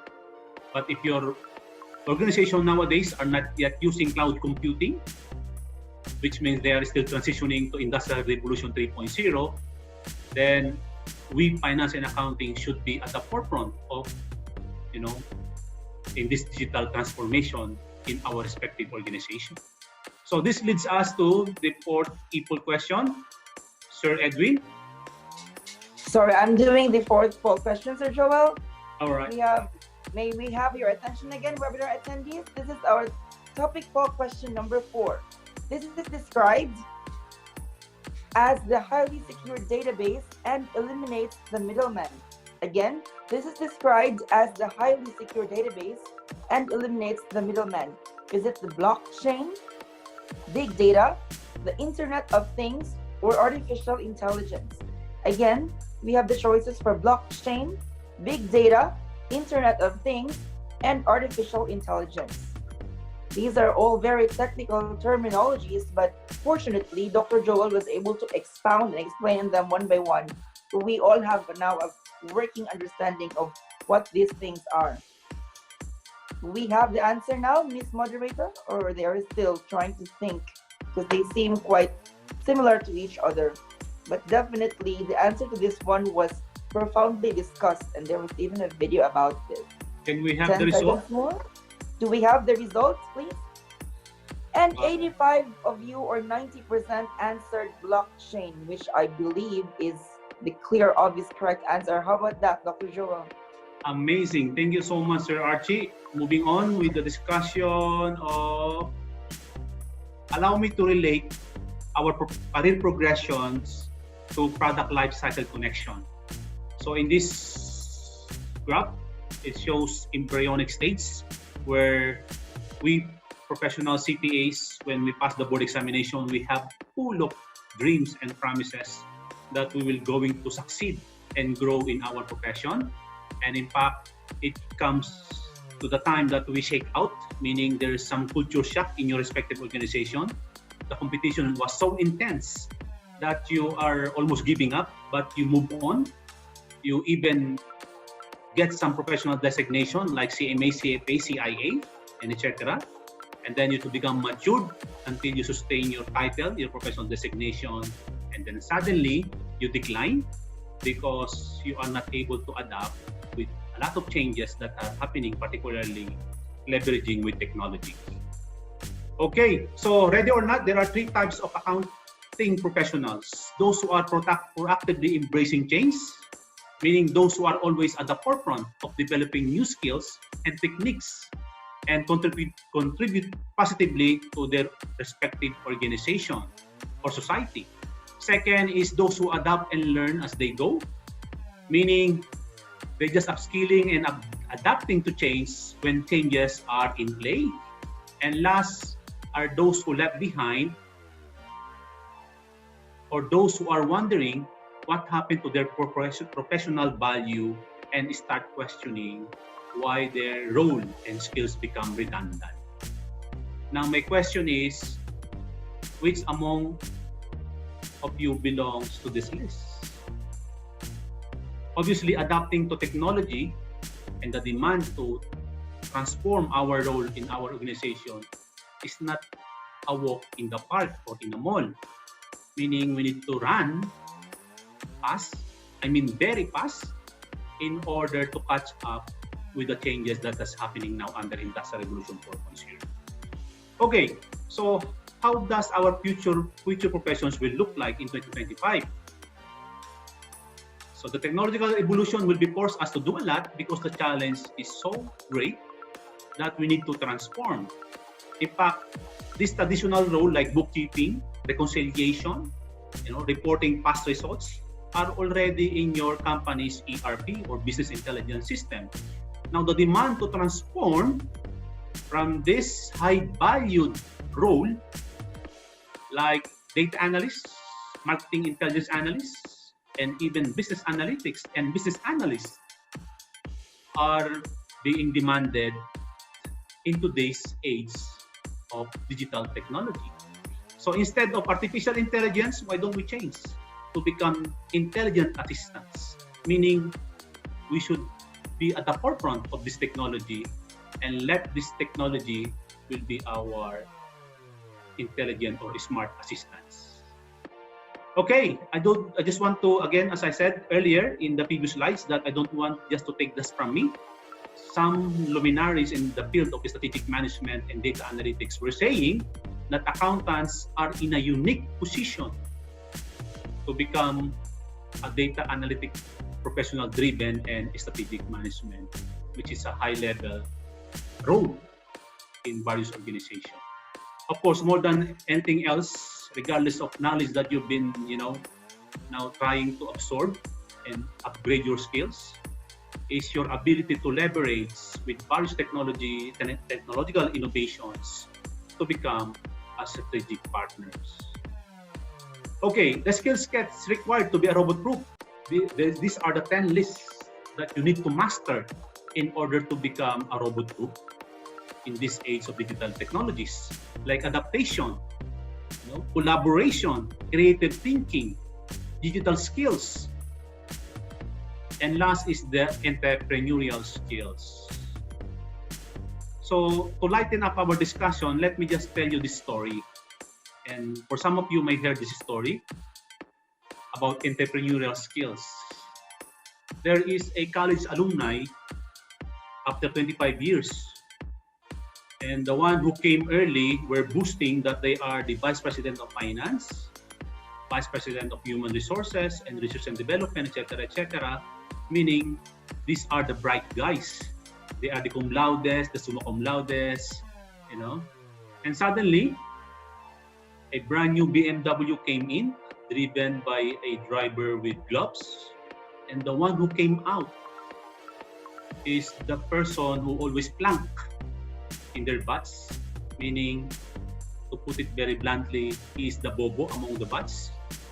And then everybody was amazed, how you will become a millionaire. And then he humbly responds and says, well, after graduating from college, I went to a buy and sell business. I buy goods at 1 peso and sold them at 2 peso. And with that 1%, I made a lot of money. So you see, he doesn't even know how to make fraction, but he was a millionaire. So this is highly relevant to entrepreneurial skills because, as you very well know, we accountants and finance professionals are always afraid of taking risks. So not of us. There are some accountants and finance professionals are very successful in engaging in business, making their own business because of their managerial and entrepreneurial skills that's so exemplary because of their exposure probably in their environments. Okay, so this graph represents regardless of your generation, Generation X, baby boomers, Generation Z and Y, technology will always come into play. Okay, so more or less, where are you at? You need to embrace technology as form part of your DNA, so to speak. Okay, the 4C's approach to in the future. These are creative thinking, communication, coding, and core accountant skills. So at this juncture, let us join together and embrace this mantra from my book entitled Strategic Role of Management Accountant Towards Corporate Sustainability. Filipino accountants must be the first to be hired and the last to be fired everywhere. It's self-explanatory, although it's easy to say than done. But again, the question lies within your effort on how you'll be able to embrace this mantra to become bankable, to become indispensable in your profession. Okay, this leads us to a last equal question. Sir Archie? Hi, Dr. Joel. I will do the last question because I realized something. You know, in my life, parang pang Miss Universe to in my life, I have met several networkers where they mentioned to me or they asked me, are you open-minded? So, sa panahong ito pala, dapat pala open-minded ka rin. So, it leads us to topic poll question number 5 for you to answer. Are you ready, people? The question is, 2 of the required skill set that finance professional has to master to be robot-proof is, sila ang choice courage and coding, communication and creative thinking, is it core skills and character, or conviction and collaboration? Again, 2 of the required skill set that finance professional has to master to be robot-proof is courage and coding, communication and creative thinking, core skills and character, or is it conviction and collaboration? Parang mahirap. Number 5, Doctor. They're taking time. Nahihirapan din yung tabulator. Parang sinabi nila, this is it. My answer to define me. Okay. And here's the definition of the future of our attendees. 5% says courage and coding. 72% overwhelmingly said it's communication and creative thinking, while 20% said core skills and character. But wait, may nag-argue, Doc. Conviction and collaboration daw sa 40%. I will not, hindi ko na sabihin yung answer ko, but I will let Dr. Joel tell us what is the answer. Well, that is about creative thinking and communication. Okay. All right. So moving on, because I received a lot of messages from our directors at the virtual background that we are running out of time. So moving on. So call to action: how to develop a data mindset and analytical skills in this digital technologies. So these are the core list of to become a data professionals. Interpret data to inform business decision, recognize trends and data outliers, and down to even implement or use regression analysis and other analytical techniques in Excel, where, as I said earlier, we are in a unique position to become a data-driven professionals in this age of digital technology. We mastered all the skills.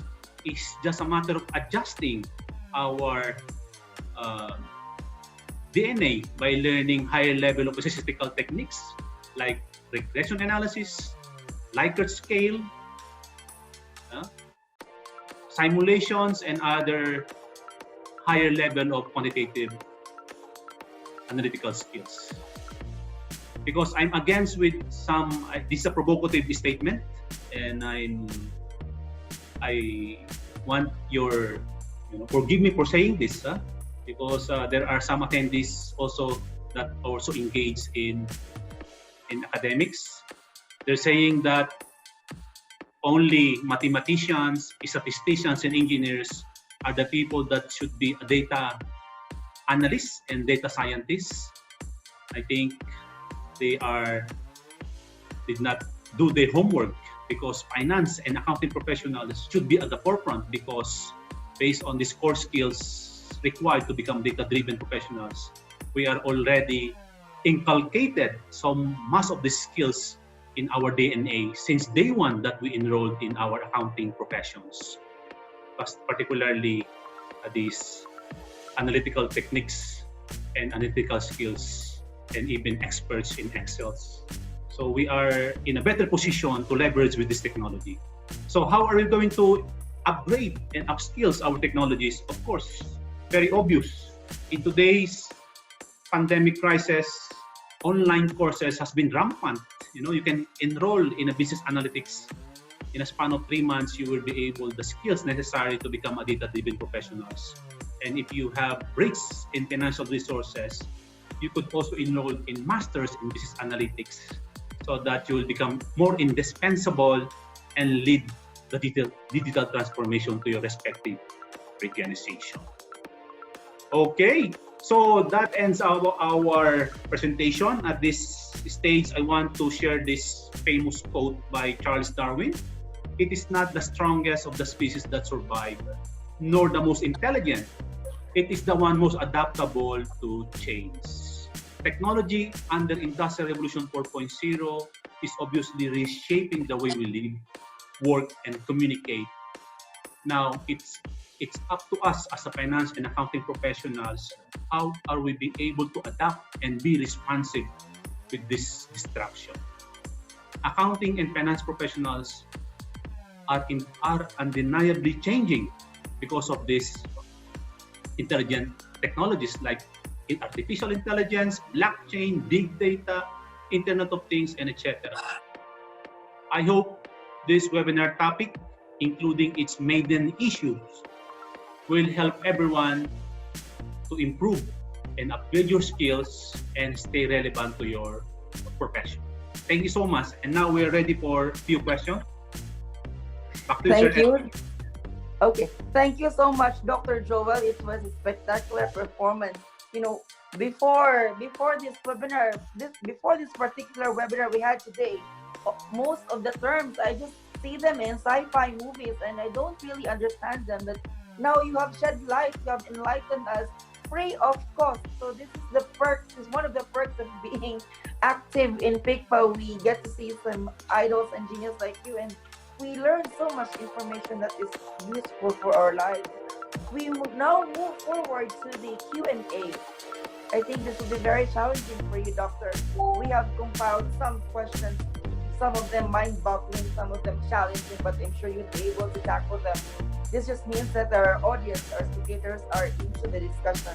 And I strongly commend our webinar attendees. We are still strong, like all of us, almost all of us are still attending. Not only few, or maybe they had some other urgent reasons to leave the group, but we are still strong, almost in attendance. We have question number 1 from Mr. Danny Boy Thero. Dr. Joel, please give us your view of the virtual appearance of the CEOs of the 4 tech giants in the U.S. Antitrust Committee in relation to Industrial Revolution. Let me repeat this, like a Miss Universe question or I don't know, dissertation question. It's a bit lengthy. Maybe it needs an hour to answer. But again, please give us your words of wisdom. Please give us your view of the virtual appearance of the CEOs of the 4 tech giants in the U.S. Congress Antitrust Committee in relation to Industrial Revolution. Dr. Joel, have the floor. Well, of course, the company that has been, dominating digital transformation are those who are data-driven organizations like Amazon, Google, and even Apple companies are at the forefront of this digital transformation, because they are leveraging with this big data. So in order for them to leverage and start innovating, when it comes to the US, I'm not familiar with how legislation has been taking place in US, but one thing that has been very important for our participants to know is the big challenge on the data security, the cybersecurity attack that will compromise the confidentiality, the business model that this organization, because they are prone to many cyber attacks because of this widespread of digital technologies. That's basically my answer to that question, Sir Archie. Thank you, Dr. Joel. For our next question, this is from Sir Surdo Salanap. Hi, Sir Joel. Kumusta na po kayo? Hindi po yun ang question. Dinugtungan ko lang. Ito, Sir Joel. How the 4.0 IR affects marketers from all industries' day-to-day activities? How the 4.0 IR affects marketers from all industries' day-to-day activities? Sir? Well, as I said, organization, particularly those retail giants, are being, using technology to capture various information about their customers in order for them to, to adjust their business model if necessary, particularly those in marketing. For example, investing in a marketing promotion that would help the company increase their revenue with the help of big data, they will be able, which group of consumers they are going to address. In my company, like United Motors, we are leveraging with information, with data, because we are targeting middle-income families. We mostly focus on those who have higher disposable income, or those DINK. When I say DINK, it's a double income, no kids family that can be easily captured if you have this information available, especially in marketing department. That's basically my answer, Sir Dedmi. Thank you, Sir Dr. Joel. Do you still have time, or do you still enthusiastic for more questions? Well, I'm Because overwhelmed, Master Archie. I was overwhelmed with all the questions. Okay, that means everybody is fascinated with your discussion, Doc. We have question number 3 from Jeff Quaderno. Does data also have a life cycle like anything else in the market economy? This question is about data. Again, this question is from Jeff Quaderno. Does data also have a life cycle like anything else in the market economy? Doc? Well, that is a very, very interesting question. That's a great question from Mr. Jet Quaderno. Basically, there is no definite life cycle for data. Just like a business organization or a product, there is no definite life cycle. But one thing is for sure, there is a 6 cycle of how data has been used and utilized. First is the data capture or data creation. The second phase is data storage. The third phase will be data filtering and validation. The fourth stage is data utilization. And the 5th stage is data archiving. And the last stage is data purging or data discarding. That's basically the cycle, how data has been being used by and disposed by many organizations. Right, Doc. Do you have another room for another question? Sure, please. I'm madali still lang po ito. appetite to answer the question. The next question is from Anonymous. Parang di ko pa siya na-meet. si Mr. or Miss Anonymous? Okay. The question is the finance function typically falling behind when it comes to digital transformation? Is the finance function typically falling behind when it comes to digital transformation? Well, I shall say yes or no. It depends on how finance professional like me were able to adapt with this digital transformation, because as you very well know, We've been know how the challenge and response theory. We've been reading a lot of things about challenge and response theory. For example, if you have been distracted because of digital transformation in your organization, because you are left behind with the technology, you are not familiar with data, big data, or use of ERP system in your organization, then definitely you will be left behind. But if your challenge is great, meaning you want still to become relevant in your organization, you will push yourself to study more, spend more to upgrade your skills, then definitely you will not be left behind. That's basically what is the challenge and response theory that we should be embracing in today's age in Industrial Revolution 4.0. Sir Edwin? Thank you, Dr. Joel. This is supposed to be the last question, but I'm not sure if you can indulge in more time because we have questions coming and coming. But this fifth question has a correlation to the question which was raised by Sir Edwin from that anonymous. And this one is from Mr. Jason Elcano. With all these new technologies emerging, which will disrupt our profession, more specifically our traditional job roles, what specific skill set do we need to develop to evolve and cope with Industrial Revolution 4? Parang haba. I will repeat it, Doc, so we can absorb and digest the question.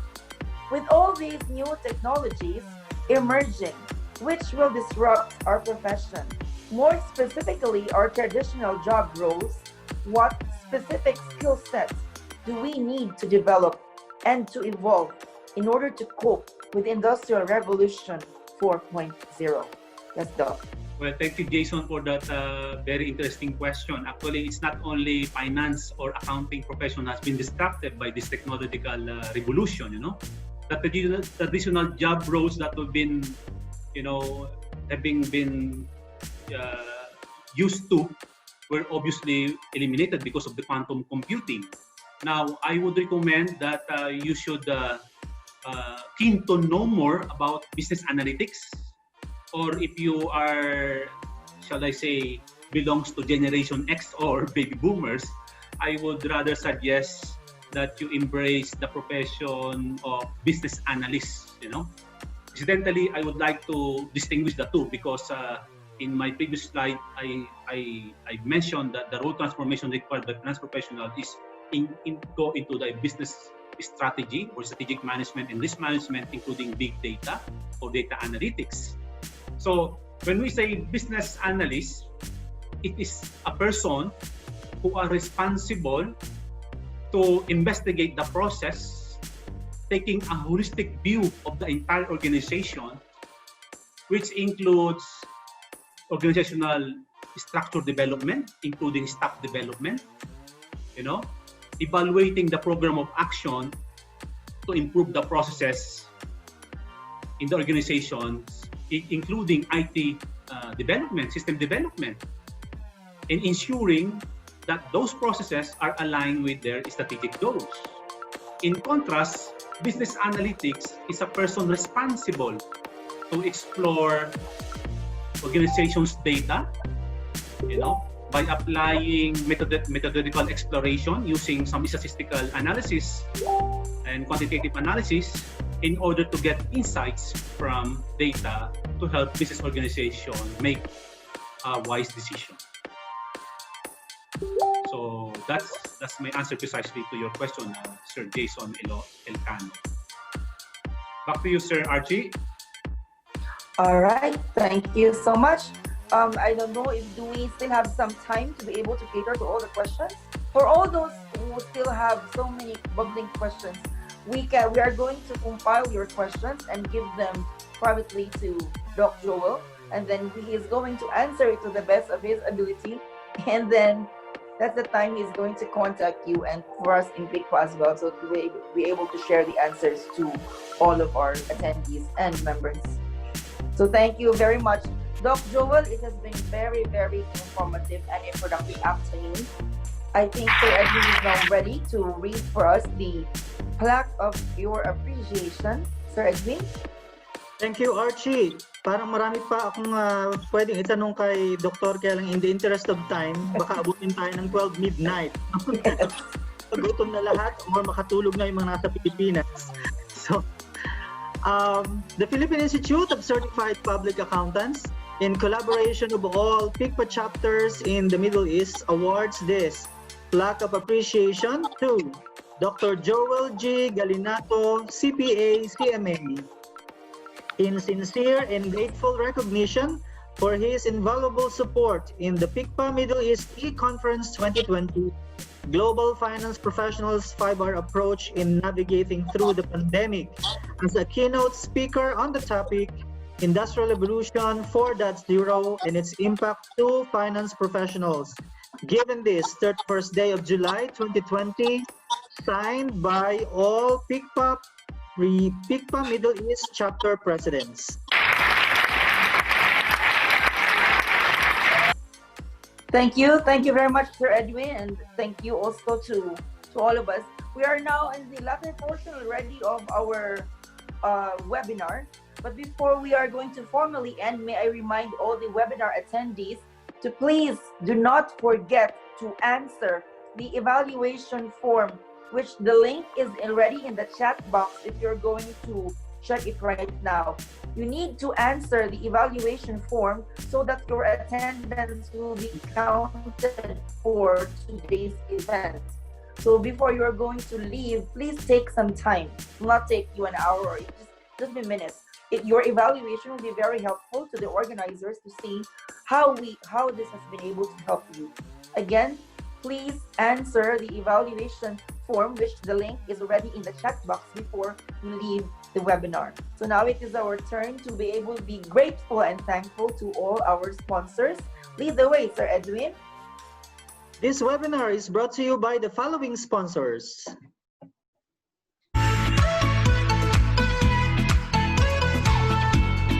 Gold sponsor, United Motors, united to serve you.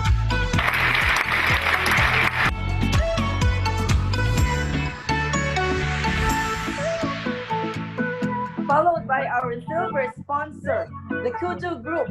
It's a taste you can see. Thank you very much.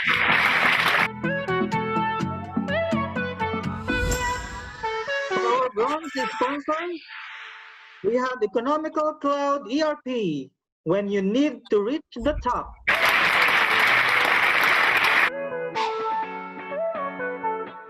We also have another bronze sponsor, Timeline Express Cargo.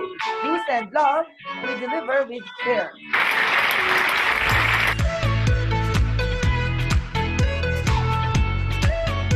Thank you for supporting series number 6 and making it a webinar to remember. From your host, PICPA chapter. At this point in time, for our closing remarks, may we please call on the PICPA chapter auditor for fiscal year 2020-2021, Mr. Joel Aquino, CPA. Thank you, Mr. Edwin. Good afternoon, everyone. On behalf of PICPA Riyadh Central Region Chapter, I would like to thank all of you for your attendance and active participation. I understand that for many, this is the start of your much-anticipated Eid holidays, yet you still chose to be with us, and for that, a million thanks. This afternoon together, we've heard several things about Industrial Revolution 4.0, including how this affects our current workplace, how this drives the business dynamics, how this will have an impact on accounting and finance jobs by 2025, and what critical skills are required from the finance professionals to stay updated and relevant. But the more pressing question is, how will you respond to all of this? You can either do nothing and let the tide sweep you ashore, or ride the waves and surf your way out of the curl. We've seen this throughout history. For example, Bell Labs stuck to their beeper pager technology and see where they are now. BlackBerry, on the other hand, innovated for a moment but fell. Apple, which continues to be the crazy guy, is still up there. The process may be hard and challenging, but the reward is sweet and satisfying.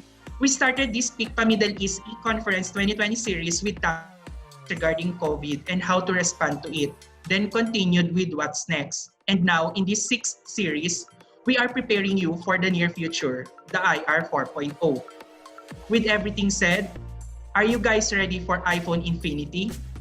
Again, from all of us here in Riyadh, Shukran and Eidil Adha Mubarak. Thank you very much, Mr. Joel Aquino, for the wonderful closing remarks and capping this spectacular webinar to remember.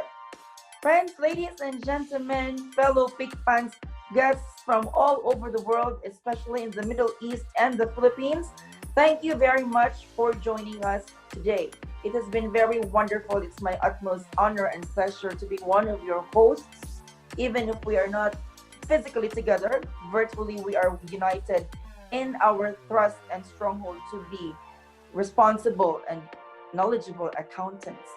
I do hope that you're able to have a lot of takeaway and words of wisdom from our very informative session, and you had a productive and wonderful pandemic day today. Eid Mubarak to all our Muslim brothers and sisters. And this has been Archie, one of your hosts.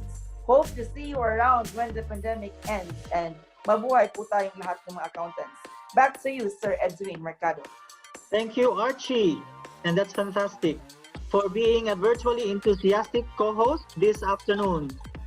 Our sincerest thanks to all the participants, facilitators, sponsors, of course, and even to our bashers.